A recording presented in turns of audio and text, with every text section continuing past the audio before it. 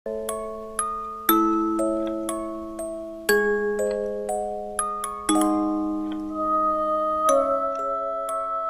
satu daerah di Sukabumi yang terkenal karena kesaktiannya adalah Jampang.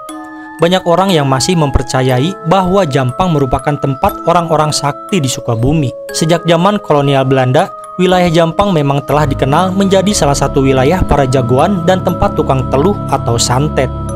Selain itu, ada salah satu tokoh jagoan silat Betawi yang dikenal sakti dan berani yang bernama si Jampang. Banyak orang beranggapan bahwa si Jampang merupakan tokoh asli dari Betawi, padahal sebenarnya ia adalah keturunan Sunda yang berasal dari Jampang, Sukabumi. Seorang narasumber memberikan cerita berhubungan dengan daerah Jampang ini, di mana kawannya yang mempelajari berbagai ilmu kanuragan merasa paling jagoan sehingga siapapun ia tantang untuk adu kekuatan. Satu masa ia yang bekerja sebagai penagih hutang, menagih hutang dengan cara kekerasan. Tak disangka orang tersebut tak terima dan mengirim teluh dengan teluh Jampang. Bagaimana kisahnya? Simak videonya sampai selesai biar tidak gagal paham. Tangan Mang Kosim, urat-uratnya sampai kenceng. Terlihat kulit tangan kanannya seperti yang kemerahan. Dan makin lama makin aneh. Ada keluar asap-asap tipis dari sela-sela kepalan tangan Mang Kosim. Lalu, tak berserang lama kemudian, Mang Kosim pun membuka, merenggangkan kepalan tangan. Aneh, batu yang begitu keras langsung hancur dan bubuk seperti butiran-butiran pasir. Tuh, kalian lihat, kalau kamu sama kamu, nunjuk ke Yana dan Roni, sudah bisa seperti ini. Berarti kalian berdua sudah layak untuk menantang Mamang. Astagfirullahaladzim, Kang Yana! Teriak Asih. Asih melihat dengan mata kepalanya sendiri. Perut Yana itu tiba-tiba membesar sampai seperti orang yang sedang hamil tua. Perutnya itu kemerahan. Asih begitu panik melihat perut suaminya tiba-tiba membesar seperti itu. Sedangkan Yana yang sudah tak begitu berdaya hanya mengerang-ngerang kesakitan terus mengusap-usap perut.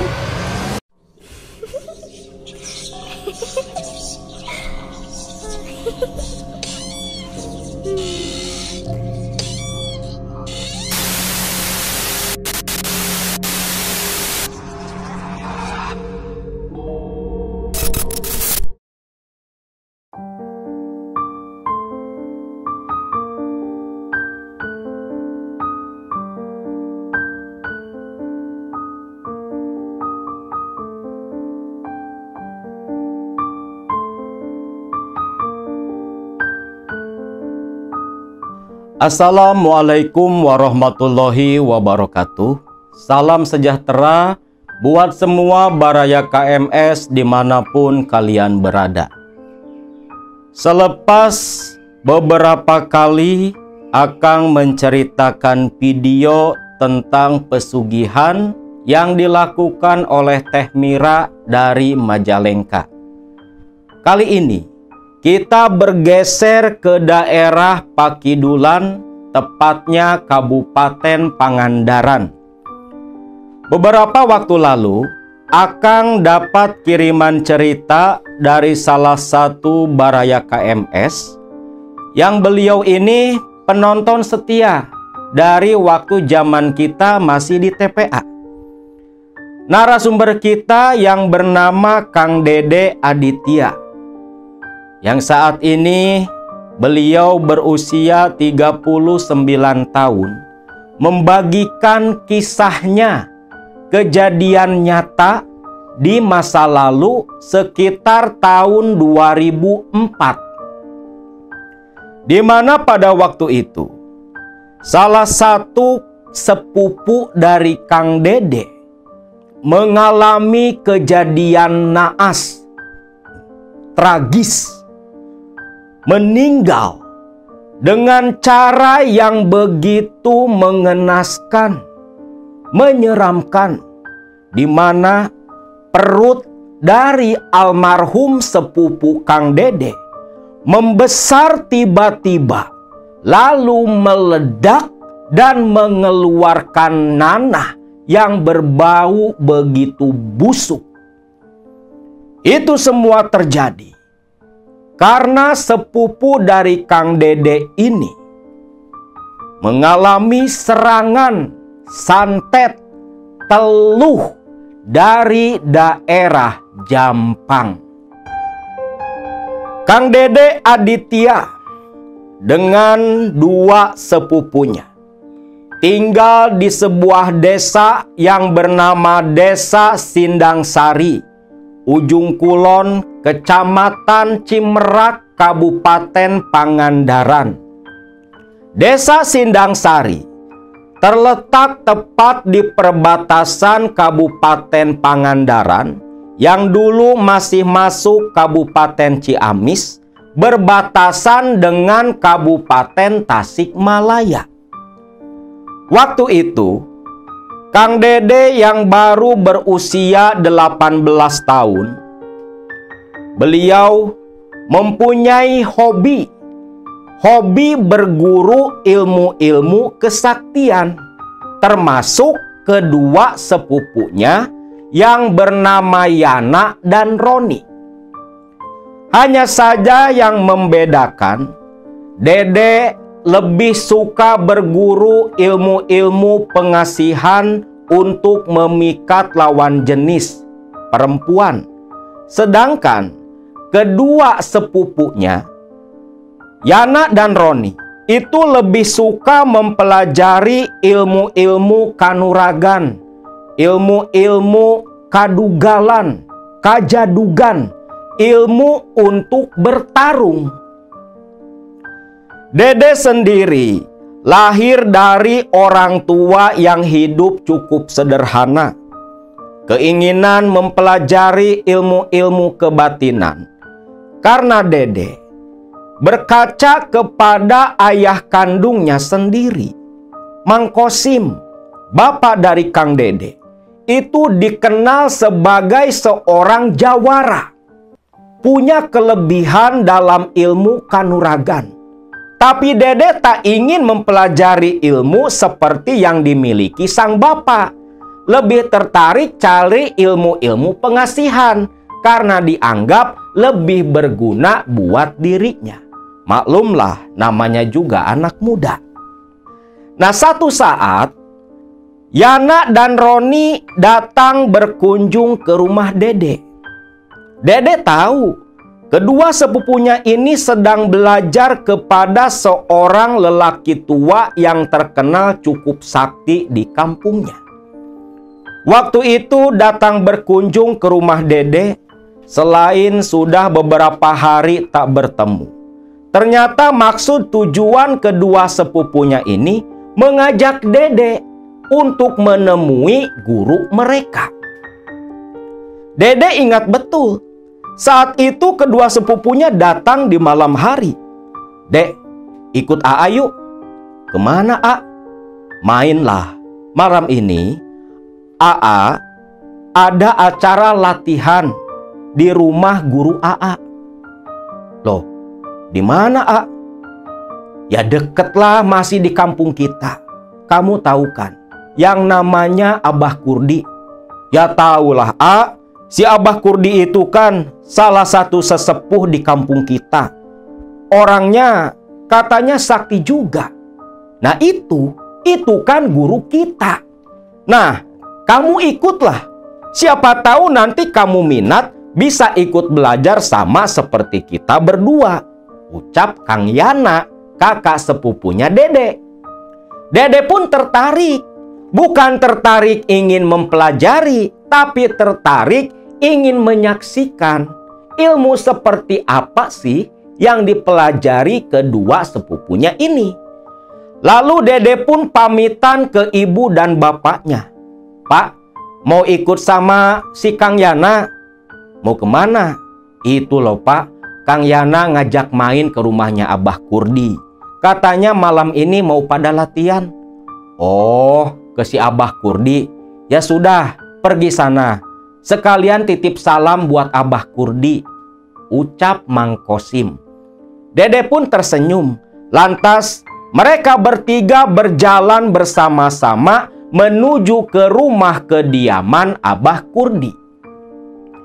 Abah Kurdi, dia tinggal di sebuah rumah yang cukup terpencil, jauh dari pemukiman di Sindang Sari.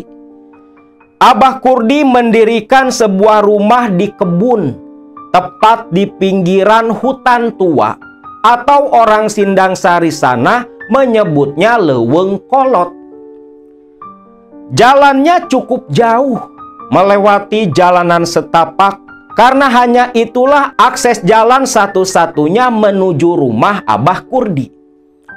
Di sepanjang jalan, Dede ini bertanya ke kakak sepupunya, "Kang, memangnya banyak yang latihan di Abah Kurdi?" "Wah, banyak, Dek. Bukan cuman pemuda dari kampung kita, dari kampung sebelah pun ada yang ikut gabung pula latihan belajar di Abah Kurdi." "Memangnya yang dipelajari itu ilmu apa sih, A?"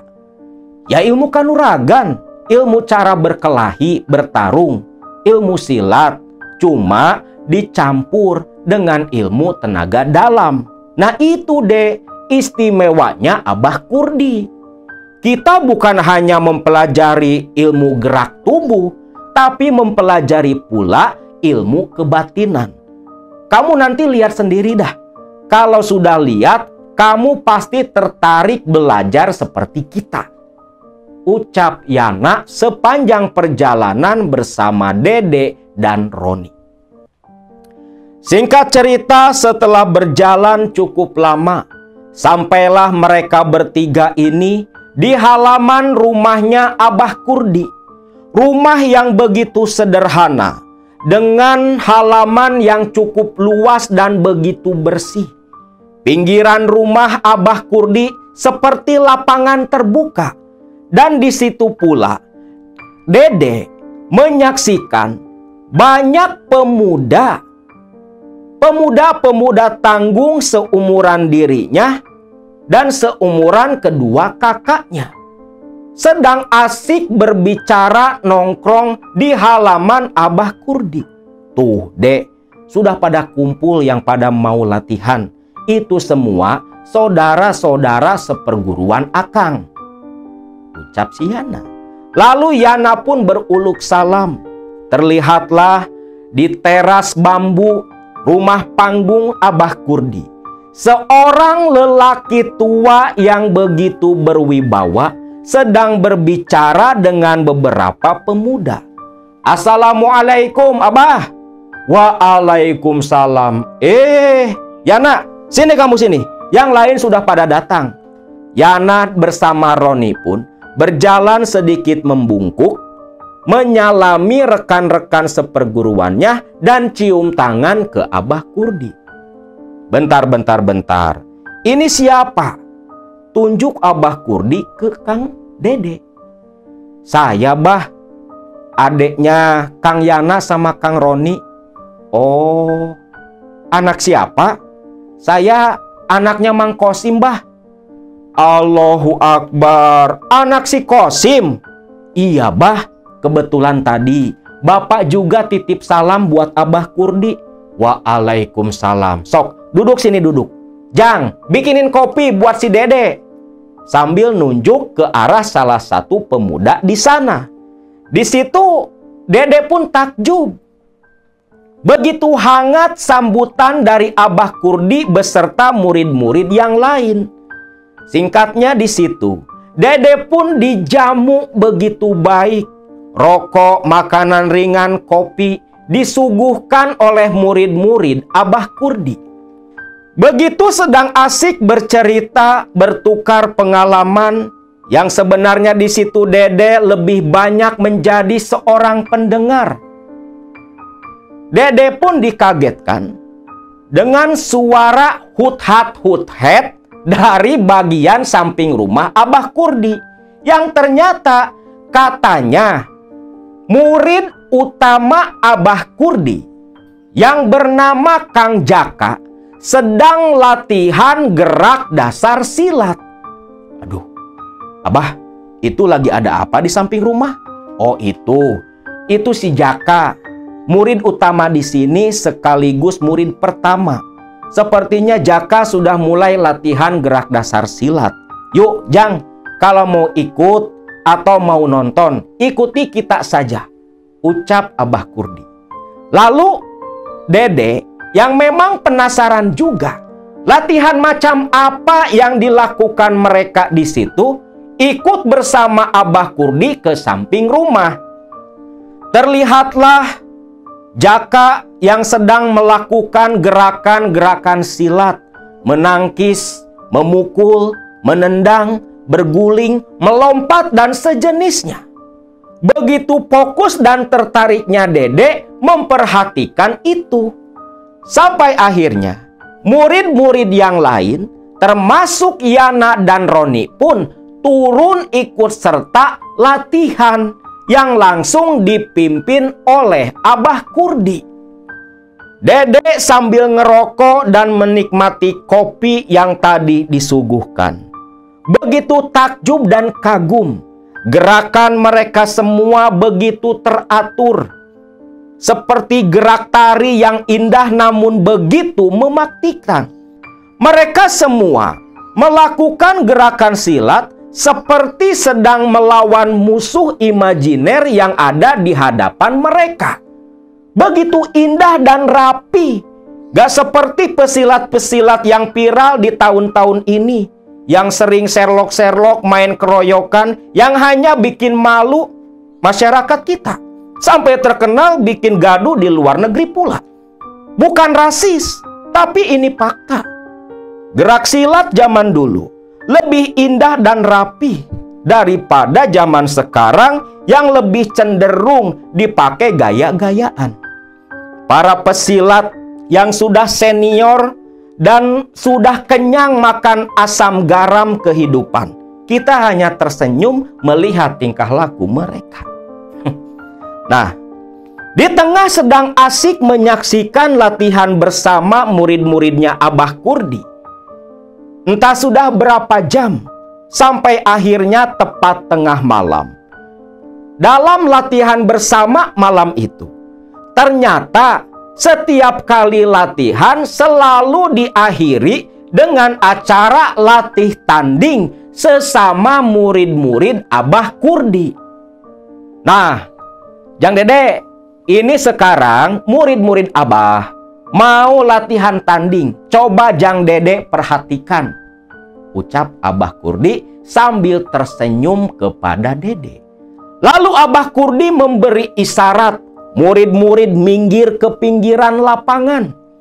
Lalu menunjuk Jaka selaku murid utama masuk ke gelanggang pertarungan.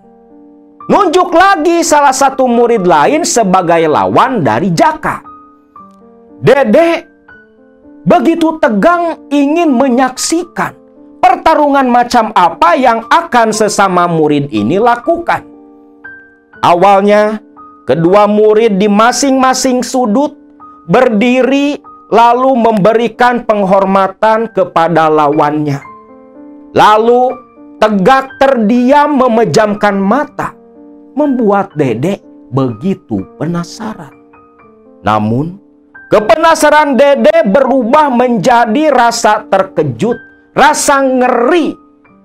Sampai Dede bergidik dalam hati, tak menyangka karena selanjutnya kedua pesilat ini, murid Abah Kurdi, tiba-tiba melakukan gerakan aneh yang ternyata kedua murid Abah Kurdi sewaktu berdiri diam tadi mengundang Hodam, bangsa jin, bangsa siluman, merasuk ke tubuh mereka untuk membantu pertarungan. Jaka dan murid yang menjadi lawannya bertarung dalam kondisi kerasukan, dikuasai jin yang menjadi Hodam mereka. Dede tak menyangka ternyata kedua sepupunya mempelajari ilmu parewangan. di mana ilmu parewangan selalu mengandalkan hodam bangsa jin untuk membantu keperluan mereka. Dan di sini khususnya untuk membantu dalam perkelahian, dalam pertarungan, membantu memberikan kekuatan. Ilmu-ilmu seperti ini memang umum beredar di kalangan padepokan-padepokan yang khususnya mengajarkan ilmu silat tenaga dalam. Karena di tingkatan tertentu, tanpa persetujuan si murid terlebih dulu, si guru akan memasukkan hodam pendamping ke tubuh murid-muridnya. Dengan berbagai karakter jin, berbagai jenis. Waktu itu Jaka bertingkah layaknya seperti seekor harimau.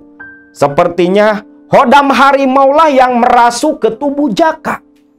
Sampai akhirnya tiba pula giliran Kang Yana dan si Roni, kakak sepupunya, bertarung dengan metode yang sama. Bukannya kagum atau takjub, Dede malah ketakutan. Astagfirullahaladzim, kok si Kang Yana sama Kang Roni belajar ilmu-ilmu seperti itu? Ya Allah, kalau gitu caranya, berarti selama ini tubuh mereka menjadi sarang dari bangsa jin. Pemikiran Dede saat itu. Karena memang betul, Akang sendiri pelaku ilmu tenaga dalam dengan metode memasukkan hodam ke dalam tubuh. Sekitar tahun 2006-2007-an sampai 2008. Akang pun gak jauh beda dengan Abah Kurdi. Buka padepokan waktu itu, murid kita cukup banyak dari berbagai kota.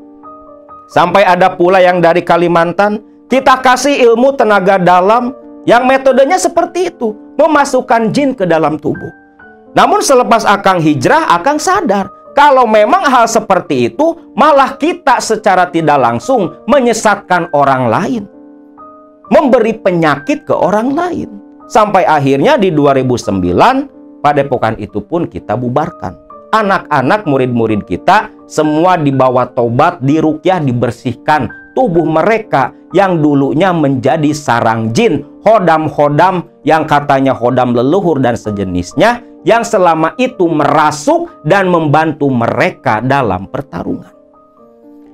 Singkat cerita, selepas latih tanding selesai, Abah Kurdi menyuruh murid-muridnya untuk menetralisir kembali tubuh mereka secara bersamaan. Lalu duduk melingkar saling bercerita, bertukar pengalaman sambil menikmati kopi dan makanan. Nah di situ Dede pun ditawari oleh Kang Yana. Dek, gimana selepas tadi ngeliat kita semua latihan sampai latih tanding? Minat gak belajar seperti kita? Gak usah lah Kang, gak perlu. Disambung sama Jaka. Wah, kalau si Dedek mah gak usah belajar kayak kita. Mang Kosim itu kan jawara, pasti sudah belajar dari bapaknya. Ya kan Bah? Abah Kurdi pun tersenyum mengiyakan. Betul, si Dedek mah gak perlu belajar seperti kalian. Bapaknya aja bukan jawara main-main. Mang Kosim itu jawara pilih tanding. Abah mah tahu betul, ucap Abah Kurdi mengagungkan Mang Kosim, bapaknya Dede. Sedangkan Dede dalam hati hanya tersenyum saja. Tanpa mereka ketahui, Dede itu sama sekali gak belajar ilmu kanuragan seperti bapaknya. Singkat cerita, selepas selesai latihan malam itu, Dede dan kedua sepupunya pun pulang kembali ke rumah mereka. Sepanjang jalan, Yana memuji dirinya sendiri yang mengaku punya hodam macan putih. Mengaku punya hodam anu-anu lah. Sampai katanya ada pula murid yang punya hodam ular naga. Udah pada edan lah kalau orang belajar ilmu seperti itu. Ya Akang sendiri kan mantan, tahu betul lah. Bahkan yang lebih parah, dulu Akang sempat punya seorang murid yang pernah belajar di sebuah padepokan ilmu tenaga dalam. Dia mengaku kalau gurunya punya hodam Nabi Musa. disimpannya di batu akik. Coba, gak sesat gimana Nabi Musa disimpan di batu akik? Lebih parahnya lagi, ada murid yang katanya punya hodam malaikat Ijroil. Dah, pokoknya hindarilah belajar ilmu-ilmu seperti itu. Karena kalau tidak didasari oleh akidah yang kuat, dijamin bakal sesat. Nah, ketika sedang memuji-muji diri sendiri sepanjang perjalanan, Yana ini merayu Dede agar ikut latihan seperti mereka. Ayolah Dek, ikutlah latihan seperti kita, biar nanti kita bertiga bisa merajai dunia pertarungan. Ya minimal kita bertiga jadi jawara lah, berkuasa di kampung ini. Ah, enggak Kang, Dede banget minat. Dede mah lebih suka belajar ilmu-ilmu pengasihan. Lebih enteng, lebih simpel Kang. Kamu ini Dek, perempuan terus yang ada di otak kamu. Tapi nggak apa-apalah. Yang jelas nanti Dek, kalau ada orang yang berani macem-macem sama Dede, tinggal ngomong saja sama Akang. Nanti Akang yang abisin mereka. Ucap Yana sambil menepuk dada. Waktu berlalu begitu cepat. Makin lama, Yana dan Roni makin hebat. Menguasai berbagai hodam yang selalu merasuk meminjam raga ketika bertarung. Dan itu semua dalam kondisi kontrol penuh. Jadi walau kerasukan hodam, kerasukan jin, hanya menggunakan kekuatannya saja. Pikiran itu tetap dikuasai oleh Yana sendiri. Namun ada yang berbeda kepada Yana dan Roni. Yana dan Roni yang tadinya begitu periang, suka bercanda, selepas tamat berguru di Abah Kurdi, sifat mereka berubah begitu drastis. Temperamental, gampang tersinggung, emosian, dan lebih parahnya lagi, mereka berdua merasa tak terkalahkan sampai-sampai orang-orang di Sindang Sari atau kampung-kampung terdekat yang sekiranya punya riwayat pernah belajar ilmu kanuragan, semua didatangi dan ditantang oleh mereka berdua. Entah sudah berapa orang tak terhitung lagi ditantang berkelahi oleh Yana dan Roni. Yang kebetulan pula, setiap orang yang ditantang berkelahi itu melayani mereka dan selalu kalah tak berdaya. Dan tentunya karena selalu menang bertarung itulah Yana menjadi sombong, merasa paling sakti, paling kuat, merasa tak terkalahkan. Sampai nama Yana dan Roni di kampung Sindang Sari waktu itu begitu terkenal, dikenali semua orang sebagai jawara muda pilih tanding. Waktu itu Yana, dia sudah menikah dengan seorang perempuan yang bernama Asih. Di usia ke-26 tahun, Yana ini sudah dikaruniai seorang anak yang waktu itu masih balita. Kelakuan Yana dan Roni selalu petangtang petengteng. Gaya jalannya aja udah berbeda. Setiap orang yang bertegur sapa pasti langsung menunduk menghormati mereka. Namun ada satu hal yang mengganjal dalam hati Yana dan Roni. Mereka berdua ingin menantang satu orang di kampung Sindang Sari. Namun bukannya masalah tak berani, tapi mereka masih ragu karena orang ini masih ada ikatan keluarga dengan mereka berdua. Waktu itu Yana bicara kepada Roni. Ron, masih ada satu lagi Ron yang belum kita tantang. Iya, A. Roni juga paham.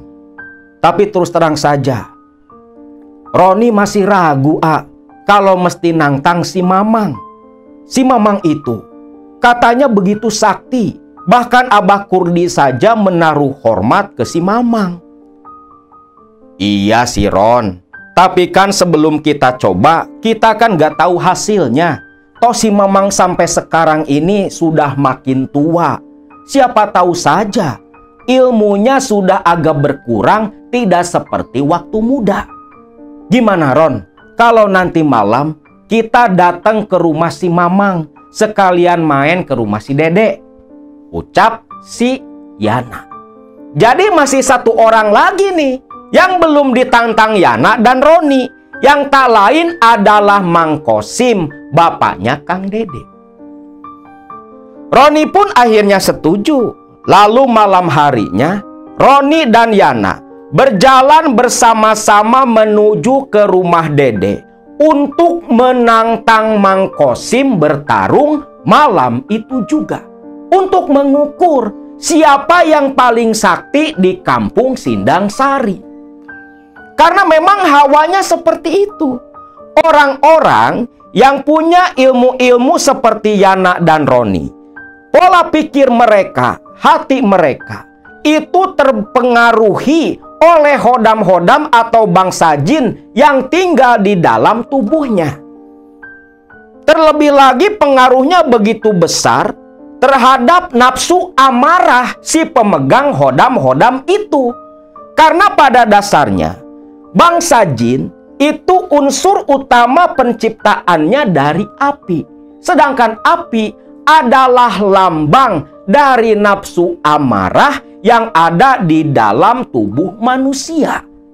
Jadi orang yang punya hodam bangsa jin di dalam tubuhnya, itu amarahnya selalu membludak, temperamental, dan gampang tersinggung. Dan dampak paling negatif bagi seorang yang beragama, orang-orang seperti itu akan dijauhkan dari yang namanya ibadah. Males bawaannya yang namanya ibadah. Pengennya maksiat dan maksiat. Singkat cerita, di sisi lain Yana dan Roni sedang berjalan menuju ke rumah Mang Kosim, rumahnya Dede. Dede sendiri beserta bapaknya sedang asik ngopi di teras rumah. Begitu saling asik berbicara nongkrong dengan sang bapak, tiba-tiba mereka berdua dikagetkan dengan suara salam. Assalamualaikum. Waalaikumsalam. Kang Yana, Kang Roni, sini Kang, dari mana? Tanya Dede. Dede pun tersenyum menanggapi kedatangan mereka. Begitu pula Yana dan Roni langsung membuka sandal tersenyum menyalami Dede dan Mang Kosim, paman mereka berdua. Yana lalu duduk bersama Roni menghadap Mang Kosim. Yang saat itu juga Mang Kosim menyuruh Dede membuatkan kopi untuk kedua kakak sepupunya, keponakan Mang Kosim sendiri. Yang selepas kopi disuguhkan, awalnya Yana dan Roni hanya berbasa-basi dengan paman dan sepupunya. Lalu Yana langsung menyampaikan tujuannya. Mang, begini Mang, sebenarnya kedatangan saya sama si Roni ke sini, mungkin Mamang juga paham. Mang Kosim hanya tersenyum. Ada apa? Ada perlu apa sama Mamang? Ya, seperti yang Mamang tahu lah. Saya sama si Roni ini kan Mang, sudah beberapa kali nantang orang. Semua orang yang katanya jawara, punya ilmu, udah kita tantang duel semua Mang. Semua juga kalah bertekuk lutut di depan kita. Namun kami berdua ini belum puas Mang. Masih ada satu orang lagi yang belum kami tantang, yang belum bisa kami kalahkan. Dede sendiri terdiam. Siapa sih yang dimaksud Kang Roni sama Kang Yana? Sedangkan Mang Kosim tersenyum semakin lebar. Jadi maksud kalian ke sini mau nantang Mamang? Nah, itu Mamang tahu. Yana, jangan terlalu sombong jadi orang Yan. Di atas langit masih ada langit lagi. Kalian berdua memang dikenal sebagai jawara. Tapi kalian ini kan jawara kemarin sore. Gampanglah kalau mau nantang Mamang. Dek, coba kamu ambilin batu di halaman. Batu? Buat apa, Pak? Udah, cari aja batu. Lalu Dede pun berdiri, sedangkan Yana dan Roni hanya bingung. Ditantang berkelahi, mamangnya ini malah nyuruh Dede nyari batu. Pak, segede gini cukup gak? Ucap Dede sambil menunjukkan batu sebesar telur angsa. Keras gak? Ya keras atuh, Pak, ini mah batu pondasi. Ya sudah, bawa ke sini. Dede yang bingung juga hanya menuruti. Batu itu pun disodorkan ke bapaknya. Selepas batu disodorkan ke Mang Kosim, batu itu diletakkan di depan Yana dan Roni. Yan, Roni, coba kalian cek itu batu atau tanah. Maksudnya, Mang? Sudah, sok cek dulu. Beneran batu atau tanah? Maksudnya keras apa lembut? Ucap Mang Kosim. Nah, Yana langsung mengambil batu itu. Wih, ya batu beneran ini, Mang. Keras lah, tuh. Berat juga. Coba Yan, kamu yang pegang. Si Yana megang tuh batu. Iya, Mang. Ini batu, Mang, asli. Emang buat apa? Sok, sini batunya. Diserahin ke Mang Kosim. Batu sebesar telur angsa langsung dikepal oleh Mang Kosim. Kepalan Mang Kosim ini gede loh. Kalau pakai nonjok, wah udah kelenger dah pasti. Nah, ketika batu dipegang oleh Mang Kosim pun memejamkan mata. Bibirnya bergerak seperti yang sedang membaca sesuatu. Lalu terlihat dalam pandangan Yana, Roni, dan Dede. Tangan Mang Kosim, urat-uratnya sampai kenceng. Terlihat kulit tangan kanannya seperti yang kemerahan. Dan makin lama makin aneh. Ada keluar asap-asap tipis dari sela-sela kepalan tangan Mang Kosim. Lalu, tak berserang lama kemudian, Mang Kosim pun membuka, merenggangkan kepalan tangannya. Aneh. Batu yang begitu keras langsung hancur dan bubuk seperti butiran-butiran pasir. Tuh, kalian lihat? Kalau kamu sama kamu, nunjuk ke Yana dan Roni, sudah bisa seperti ini.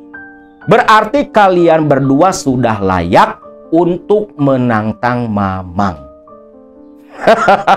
Dasar kalian bocah-bocah. Roni dan si Yana langsung tertunduk malu saat itu juga. Gak menyangka, pantas saja Abah Kurdi guru mereka begitu menghormati Mang Kosim. Ternyata kesaktiannya luar biasa. Batu sebesar itu, sekeras itu, bisa hancur dalam genggaman sampai menjadi butiran pasir. Nah, ilmu seperti itu zaman Akang dulu biasa disebut dengan nama ilmu lebur saketi. Bisa menghancurkan benda padat seperti batuan. Dan biasanya kalau digunakan dalam gerak pukulan syarat bertarung, bisa dijamin lawan sekali pukul bisa pingsan, bahkan akibat fatal bisa mati seketika. Ilmu itu begitu jarang diturunkan karena cukup terlarang. Roni dan Yana hanya diam menunduk, menyadari kesalahan mereka, sudah berani menantang mamang mereka yang kesaktiannya begitu luar biasa. Mang Kosim pun menyambung, Yan, Ron, kalian berdua harus lebih hati-hati lagi. Tak semua orang ilmunya ada di bawah kalian. Dan tak semua orang yang tak berani bertarung denganmu berarti kalah. Terkadang orang yang sudah betul-betul sakti, dia lebih memilih mengalah. Mengalah itu adalah kebiasaan seorang pemenang. Karena kalau bertarung dijamin menang. Makanya mereka lebih mengalah karena tahu hasilnya akan seperti apa. Lebih hati-hati lagi. Jangan mandang orang dari sampulnya saja. Takutnya nanti kalian berdua kena batunya sendiri akibat kesombongan kalian berdua. Dengan tersenyum malu, Yana pun mengangguk. Iya Mang, maaf ya Mang, gak apa-apa. masih untung ke Mamang, masih bapak kalian sendiri. Coba kalau ke orang lain, bisa masuk rumah sakit kalian. Sok, sekarang mah ngopi, gak usah dipikirin. Mamang cuma pengen kalian berdua lebih berhati-hati ke depannya. Dede pun hanya menggelengkan kepala. Tak disangka, seumur-umur baru pertama kali menyaksikan kegagahan sang bapak yang bisa menghancurkan batu seperti itu. Mereka pun berbicara begitu asik sampai hampir tengah malam. Sedangkan Mang Kosim pamitan, Roni dan Yana melanjutkan obrolan seputar ilmu-ilmu kanuragan bersama Dede, adik sepupu mereka. Nah, singkat cerita, semenjak kejadian itu, mereka berdua bukannya tobat, tapi malah semakin menjadi-jadi. Yana dan Roni menggunakan keahlian mereka, ilmu mereka, untuk menjadi seorang penagih utang. Dan cara nagih utangnya tentunya menggunakan kekerasan. Asalkan dibayar, tak segan Yana ataupun Roni bertindak kasar ke orang-orang yang terlibat hutang dengan yang sudah meminta jasa kepada mereka. Main tangan, main pukul, main bentak. Tak segan pula bikin orang babak belur sebelum bisa bayar hutang. Banyak yang meminta bantuan jasa Yana dan Roni untuk nagih utang. Terlebih lagi yang namanya rentenir. Yana pun begitu senang. Karena memang bisa menyalurkan hobinya mukulin orang, sekaligus dapat bayaran untuk nafkah anak dan istrinya. Kelakuan seperti itu awalnya sempat ditegur oleh Mang Kosim. Bahkan Dede sendiri pun sering mengingatkan kakak sepupunya. Namun dasar bandel, Mang Kosim pun sudah tak bisa lagi menasehati mereka dan hanya berkata, resiko tanggung sendiri kalian berdua. Makin lama, nama Yana dan Roni makin terkenal sebagai seorang penagih utang yang tak pernah gagal dalam misi mereka. Sampai satu ketika di tahun 2004 nih. Waktu itu Dede pergi main ke rumah Yana, kakak sepupunya, malam hari. Datang berkunjung ke rumah Yana. Dede pun dijamu oleh sang kakak sepupu. Disuguhi kopi, makanan yang dibuatkan oleh Asih, istrinya Yana. Waktu itu Dede berdua dengan Yana.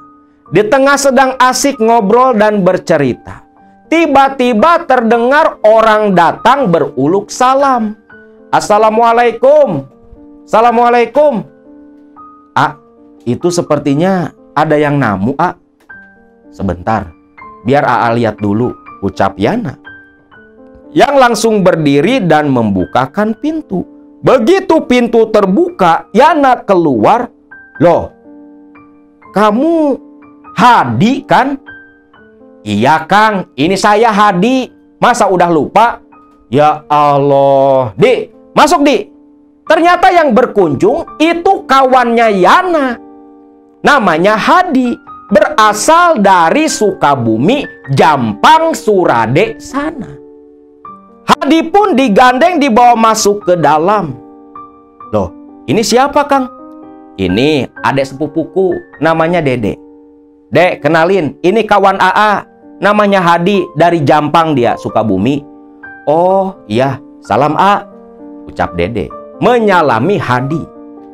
Lalu Hadi pun duduk di ruang tamu. Neng, bikinin kopi, ada tamu dari Jampang nih. Loh, siapa Kang? Kawan Akang, si Hadi.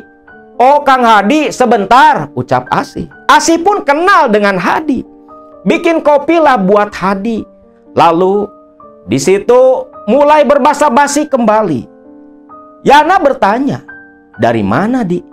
Sengaja Kang, jauh-jauh dari Sukabumi, datang ke sini mau nemuin Kang Yana. Loh, mobil kamu di mana? Ada di situ, Kang. Tadi diparkirin di depan. Oh, syukurlah. Memangnya ada perlu apa, Di? Jauh-jauh dari Sukabumi ke rumah Akang. Begini, Kang. Sebenarnya sengaja datang ke sini. Ada perlu sama Kang Yana. Ada perlu? Ada perlu apa, Di? Begini, Kang. Saya punya temen. Namanya Asep, Kang. Dia punya utang ke saya. Udah beberapa tahun gak dibayar, Kang. Utang? Berapa emang utangnya? Lumayan gede, Kang. 60 juta loh, Kang. Waduh, 60 juta. Ya bukan gede lagi atuh, Di. Itu mah gede banget. Makanya, Kang, saya mau minta bantuan Kang Yana buat nagih utang ke si Asep. Uang 60 juta itu bekas modal usaha dulu, Kang. Sampai sekarang gak mau bayar tuh si Asep. Setiap kali ditagih ada aja alasannya. Udah muak lah, Kang. Mana saya lagi butuh uang lagi, Kang.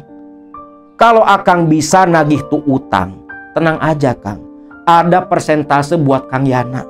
Tak kasihlah 5 juta. 5 juta terlalu kecil atuh, Di. Gampang lah, Kang. Nanti Akang minta berapa, asal masih kejangkau sama saya, pasti saya bayar, Kang. Yang penting tolonglah, Kang. Tolong saya nagih tuh uang. Mau saya pakai, Kang. Di mana emang rumahnya si Asep itu? Ya masih di Jampang juga, Kang. Di Surade. Masih satu kecamatan, cuman beda desa dengan saya, Kang. Ucap si Hadi. Nah, Dede yang mendengar kalau orang yang mau ditagih utang itu tinggal di daerah Jampang, Dede terkejut. Mukanya pucat, sedikit ketakutan Dede ini.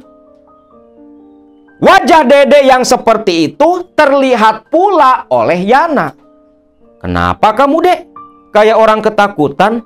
Aduh, Kang Hadi, tadi dengar-dengar yang mau ditagih itu orang Jampang, Surade.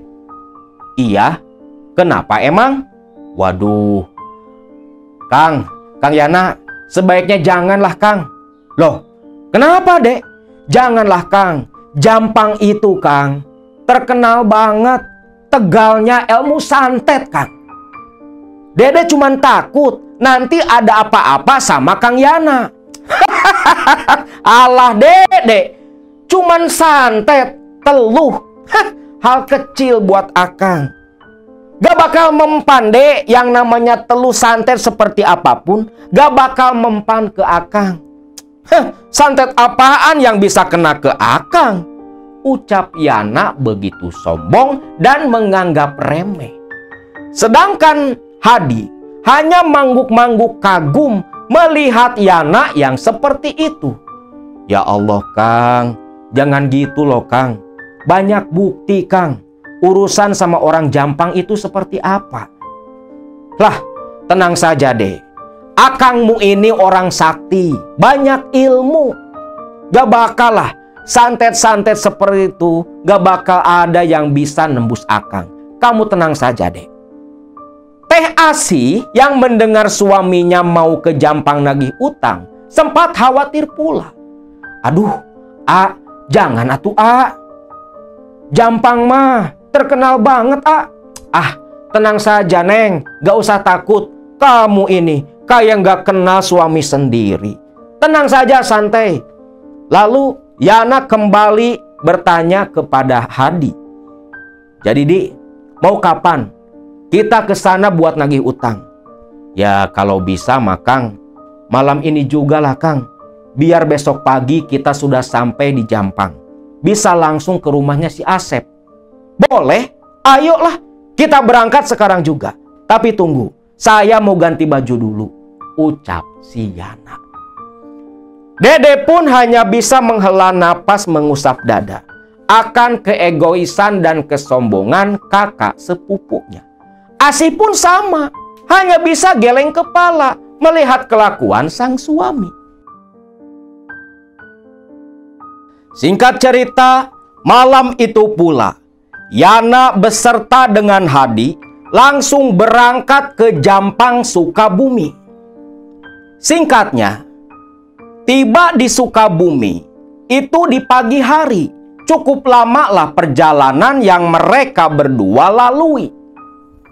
Setibanya di daerah Sukabumi, mereka berdua tak langsung ke Jampang Surade, tempat tinggal dari si Kang Asep. Mereka berdua mampir ke sebuah warteg, mengisi perut sarapan terlebih dulu, biar nagih nanti sudah ada tenaga. Begitu sedang asik makan, Yana pun bertanya, "Di, emangnya selama ini kamu belum pernah nagih datang ke si Asep?" "Udah sering, Kang. Tapi ya gitulah, Kang. Terus terang saja, saya teh takut malah nanti kena kiriman santet, Kang." "Waduh, kok gitu sih?" "Ya seperti yang Kang Yana tahu lah, Teluh Jampang itu sudah begitu terkenal, Kang."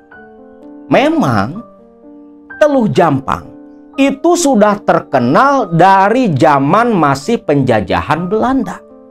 Akang ingat betul, ada sebuah koran di zaman pemerintahan Belanda sekitar tahun 1928, di mana di koran yang berhurufkan atau berbahasa Belanda itu membahas tentang teluh dari Jampang, yang waktu itu di koran tersebut dari daerah Jampang Kulon, di mana ada seorang perempuan yang menghabisi 11 laki-laki dengan cara diteluh, sampai kasus itu menggemparkan pihak pemerintahan kolonial.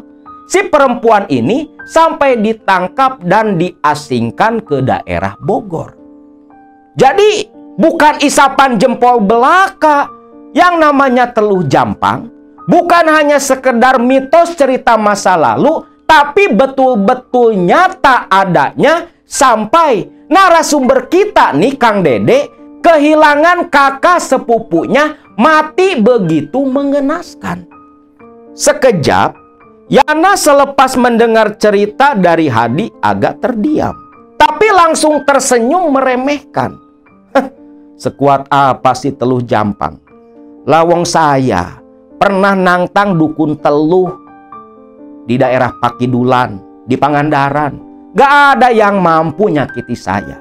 Kamu tenang aja, Di. Itu uang pasti bisa kebawa hari ini juga." Hadi pun hanya berharap itu sesuai kenyataan, bukan hanya sesumbar dari Yana.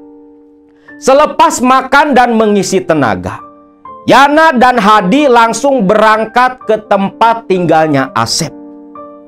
Setibanya di rumah Asep sekitar jam 8 pagi, Hadi pun lantas mengetuk pintu. "Assalamualaikum, Assalamualaikum." Lalu terdengar jawaban salam seorang perempuan. "Waalaikumsalam." Pintu pun dibuka. "Loh, Kang Hadi?" "Iya, Neng. Si Asep ada." Ada, Kang. Masuk dulu, Kang." Terlihat si perempuan ini, yang ternyata adalah istri dari Asep, mukanya pucat, kaget ketika tahu Hadi yang bertamu. Hadi dan Yana pun masuk ke dalam, duduk di ruang tamu. Sebentar ya, Kang Hadi, sama siapa?" "Saya Yana, kawannya Hadi." Ya, Kang Yana. Saya mau manggil Kang Asep dulu, dia lagi ada di belakang." "Oh iya teh, panggil aja, bilangin saya mau ketemu," ucap Hadi. "Iya Kang." Si perempuan ini, istrinya Asep, langsung lari ke belakang. Lari begitu ketakutan. Tahu betul, pasti kedatangan Hadi mau nagih utang. Selepas keluar dari belakang rumah, langsung menuju ke kebun. Kang Asep, Kang." Asep yang lagi motongin kayu bakar lantas menoleh. "Ada apa, Neng?" "Kang, gawat Kang. Itu loh Kang, ada Kang Hadi." "Hah? Kang Hadi?" "Iya Kang Hadi. Dia kesini pasti mau nagih utang." "Aduh, gimana ya, Neng?" Bukannya Akang belum mau bayar, tapi tahu sendiri kan, kita juga lagi butuh. Ya udah Kang, Akang hadepin dulu lah. Temui dulu si Kang Hadi. Ya sudah tuh, Akang temui Kang Hadi dulu. Ucap Asep memberanikan diri. Karena Asep ini ya terus terang agak takut nih. Sampai akhirnya Asep pun masuk ke dalam. Kang Hadi? Sep, sehat? Alhamdulillah Kang. Langsung salaman. Namun ketika Asep mau bersalaman dengan Yana yang duduk di samping Hadi, Asep terkejut melihat sorot mata Yana yang begitu tajam dan menakutkan, seperti yang penuh akan permusuhan. Dalam hati Asep, astagfirullah, ini orang kok serem amat. Kang? Ya, nadanya begitu keras, begitu tegas. Asep pun hanya bisa tersenyum kecil, lantas duduk di seberang mereka berdua. Akang, dari mana Kang? Ya sengaja lah, dari rumah ke sini. Sengaja mau nemuin kamu, Sep. Loh, ada apa ya Kang? Jangan pura-pura nggak tahu lah, Sep. Kedatangan saya ke sini, saya mau nagih utang yang 60 juta itu loh. Buruan bayarlah, Sep. Ini sudah hampir 3 tahun kamu belum bayar sepeser pun. Saya lagi butuh uang itu, Sep. Aduh, bukannya nggak mau bayar, Kang. Tapi kondisi keuangan saya lagi morat-marit. Tolonglah, Kang. Harap maklum. Nanti kalau sudah ada uang pun, pasti saya antarkan ke rumah Kang Hadi. Lalu, Hadi menyikut Yana, memberi isyarat agar Yana bertindak. Jadi beginilah, Kang Asep. Kawan saya ini sudah kurang ngemaklumi gimana. Sudah kurang baik gimana lagi. 3 tahun gak dibayar, gak nuntut loh. Jadi pokoknya Kang Asep, saya nggak mau tahu hari ini juga Kang Asep harus bayar utang ke teman saya. Paham nggak? Ucap Yana sambil melotot, tangannya udah terkepal. Asep pun terkejut. Sebentar, Akang teh siapa? Ini mah urusan saya sama Kang Hadi. Kang Yana mah nggak usah ikut campur. Kurang ajar, ucap Yana yang langsung mencengkram kerah bajunya Asep. Asep pun gagap ketakutan. Mau bayar nggak? Ucap Yana penuh amarah. Kepalan tangan kanannya yang begitu besar langsung diarahkan ke mukanya Asep. Tepat ketika istrinya Asep datang membawa minuman. Teriak kaget, minuman jatuh. Istrinya Asep pun teriak sekuat tenaga ketika melihat sang suami ditonjok oleh tamunya, Yana. Asep pun sampai terlempar kepalanya kesakitan. Bayar gak? Mau bayar gak? Teriak Yana penuh amarah. Sedangkan Hadi hanya tersenyum kecil. Bayar, Sep. Kalau enggak, babak belur kamu sama Kang Yana. Kang Yana ini jawara dari Pak Kidulan. Jangan macam-macam kamu, Sep. Bayar nggak? Bayar nggak? Dasar setan. Langsung dipukul berkali-kali sama Yana. Istrinya Asep menjerit-jerit. Sampai akhirnya teriakan istrinya Asep mengundang para tetangga berdatangan, termasuk saudara-saudara Asep sendiri. Melihat Asep yang dibukuli sampai babak belur, sampai mengeluarkan dari hidung, dari sudut bibir, matanya lebam sampai tak bisa terbuka. Sontak para tetangga dan saudara-saudara Asep ngamuk, nantang Yana keluar berkelahi dengan mereka. Dengan senang hati, Yana meladeni mereka semua. Bukan satu-satu, hampir 10 orang mengeroyok Yana, tapi tak ada satupun yang bisa menjatuhkan pukulan ke badan Yana. 10 orang yang ngeroyok Yana, semua tumbang babak belur, kena pukulan dan tendangan Yana dalam hitungan beberapa menit saja.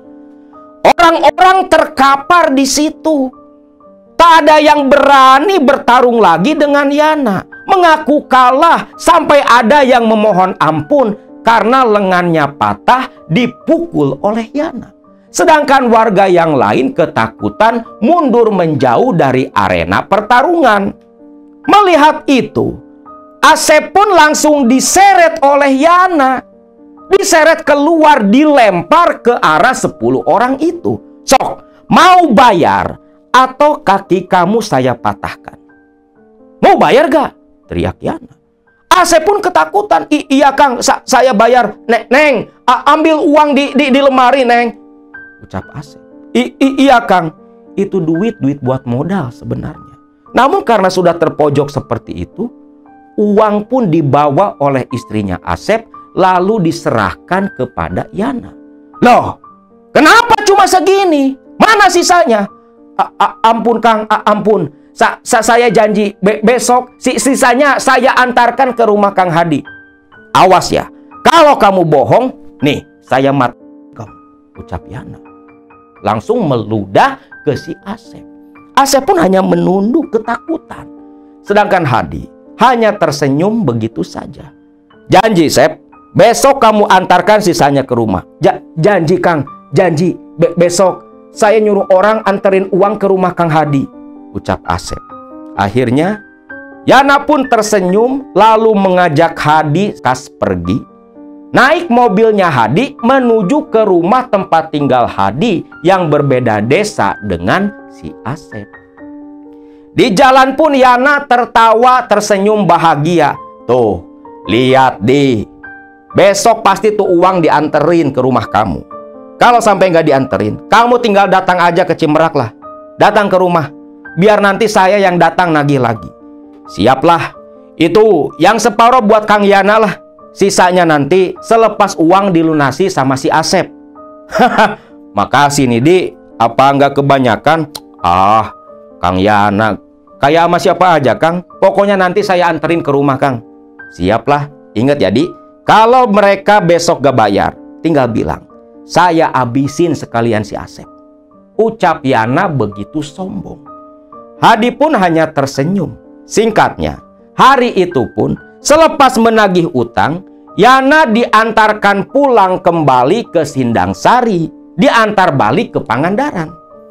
Nah, singkat cerita, sekepulangannya Yana kembali ke Pangandaran, ke Sindang Sari, ke rumah tempat tinggalnya. Tengah hari itu, Dede pun dapat telepon. HP-nya berbunyi. Ketika dibuka, si Kang Yana nih. Halo Kang, ada apa? Nanti malam ke pos ronda. Kita ngaliwet, kita pesta lah. Akang baru dapat duit nih, hasil nagih utang di Jampang. Ucap Yana. Oh, siap Kang, jam berapa? Biasa, nanti jam 9 pada kumpul di pos ronda. Kasih tahu anak-anak yang lain. Siap Kang, ucap si Dede. Nah, malam harinya, Dede langsung menuju ke pos ronda. Yang ternyata di situ kawan-kawannya Dede, kawan-kawan seperguruannya Yana sudah pada ngumpul. Asik ngopi ngerokok sambil senda gurau. Dede pun nimbrung di sana. Lalu di situ, Dede pun bertanya ke Kang Yana. Kang, gimana tadi Kang hasil nagih ke Sukabumi? Wah, hebatlah pokoknya Dek, rame. Bayangin aja Dek, Akang dikepung 10 orang lebih. Tapi ya, cetek. Hanya dalam hitungan beberapa menit. Itu yang ngeroyok Akang semua tak ban. Habis semua Dek. Hasil dong Kang? Ya hasil atuh Dek. Hari ini saja Akang dapat 7 juta. Sisanya nanti mau dianterin ke rumah selepas siang bayar utang. Katanya sih besok mau ngelunasin dan diantar ke rumah si Kang Hadi.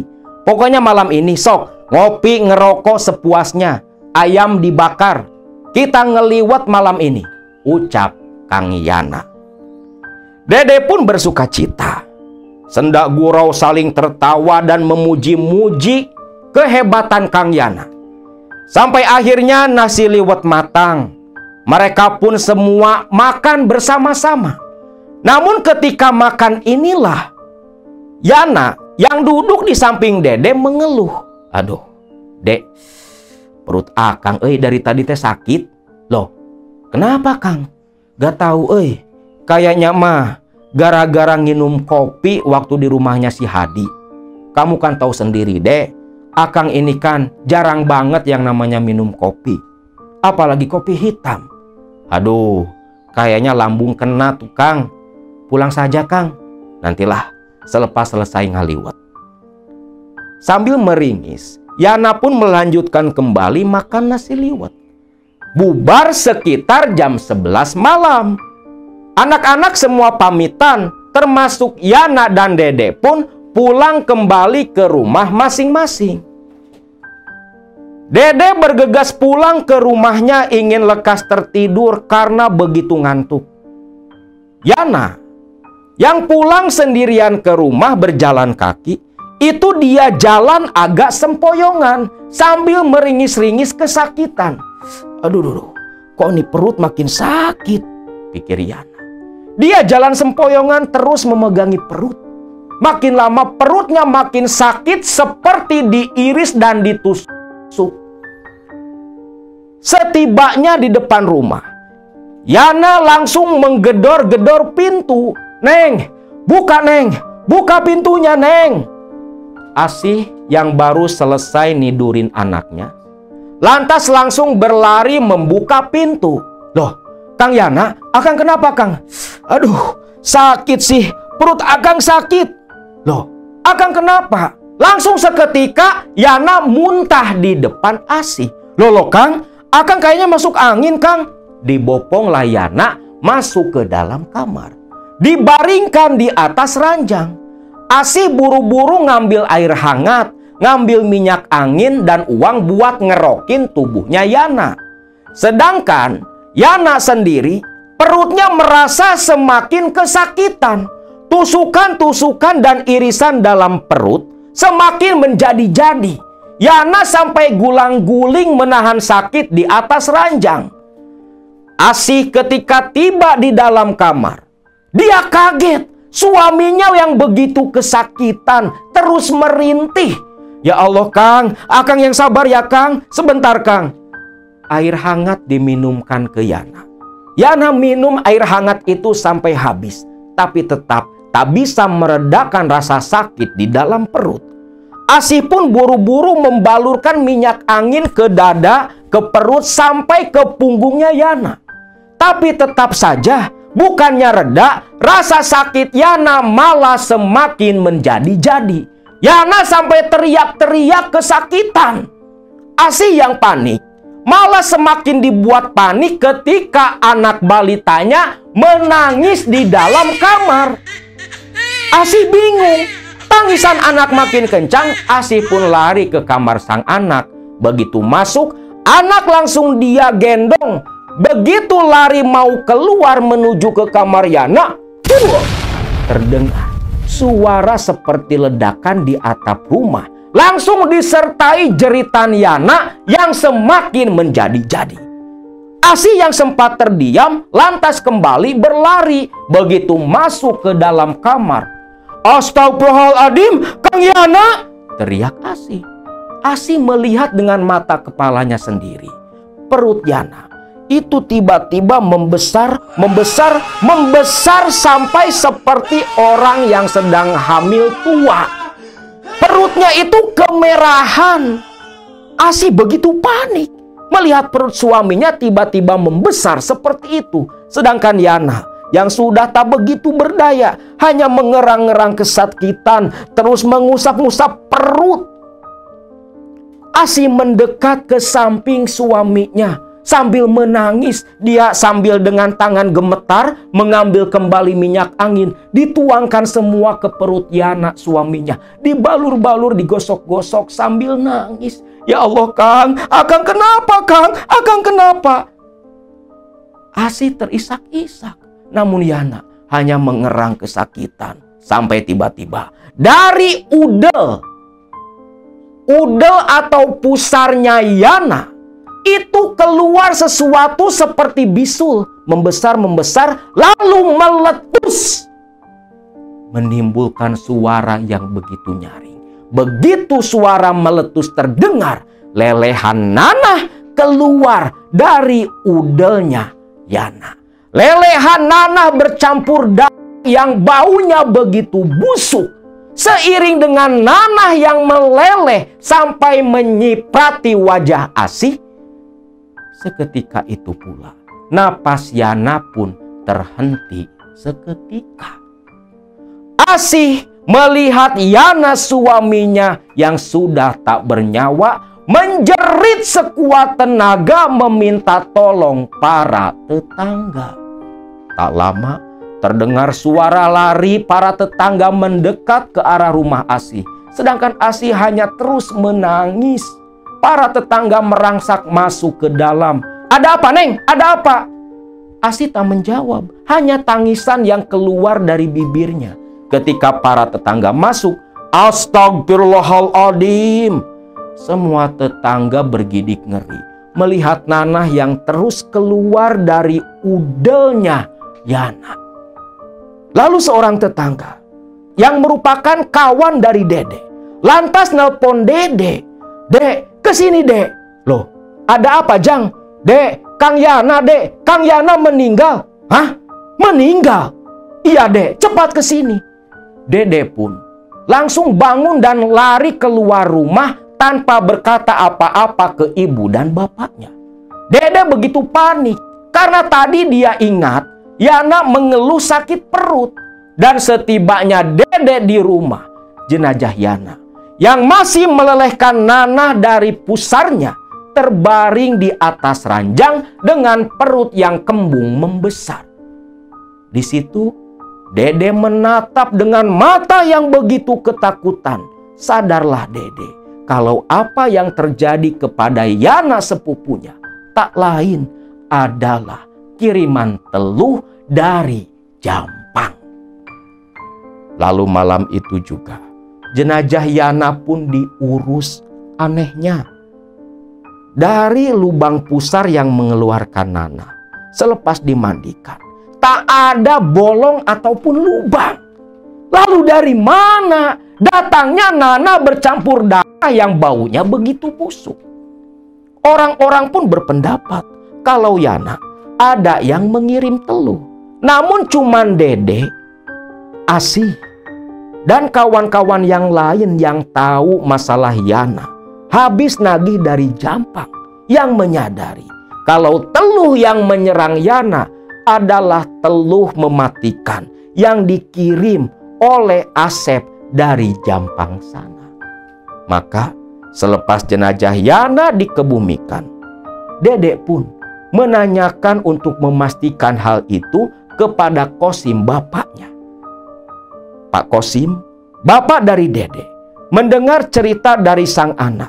Dia hanya tersenyum dan mengangguk saja, seolah memastikan atau membenarkan kalau apa yang menimpa Yana adalah teluh dari Jampang sana. Lalu Mang Kosim pun berkata kepada Dede, "Seperti itulah Dek, apa yang pernah bapak katakan dulu. Kita jadi orang, jangan pernah merasa sombong, jangan merasa sakti, jangan merasa paling kuat, karena di atas langit ada langit. Selalulah berbuat baik. Bapak bukan melarang belajar ilmu kanuragan, belajar ilmu silat, tapi gunakan ilmu-ilmu itu untuk menjaga diri, untuk menolong orang dalam kebaikan. Jangan disalahgunakan seperti kakak sepupumu itu." Di situ Dede pun mendapatkan pelajaran yang begitu penting. Bahkan dari saat itu pula Dede menanamkan dalam pikiran dan hatinya agar selalu berbuat baik, bersikap baik kepada orang lain. Karena pikiran manusia selalu tak akan sama. Terkadang orang-orang yang tadi sangka akan melakukan perbuatan kejam, justru malah sebaliknya. Seperti apa yang terjadi kepada Yana akibat ulahnya semena-mena kepada Kang Asep beserta tetangga dan saudaranya yang habis dipukuli sampai babak belur ketika nagih utang di Jampang sana. Sedangkan narasumber kita Kang Dede Aditya dengan cerita yang beliau bagikan ini.